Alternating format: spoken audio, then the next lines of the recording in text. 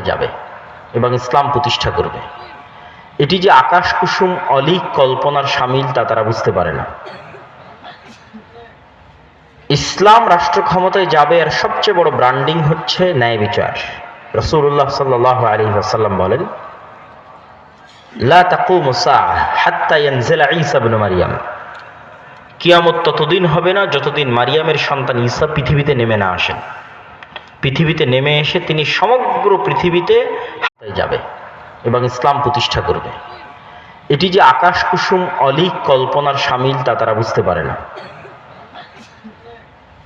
ইসলাম রাষ্ট্র ক্ষমতায় যাবে আর সবচেয়ে বড় ব্র্যান্ডিং হচ্ছে ন্যায় বিচার। রাসূলুল্লাহ সাল্লাল্লাহু আলাইহি ওয়াসাল্লাম বলেন, লা তাকুমু সাআহ হাত্তা ইয়ানজিলা ঈসা ইবনে মারইয়াম। কিয়ামত ততদিন হবে না যতদিন মারিয়ামের সন্তান ঈসা পৃথিবীতে নেমে না আসেন।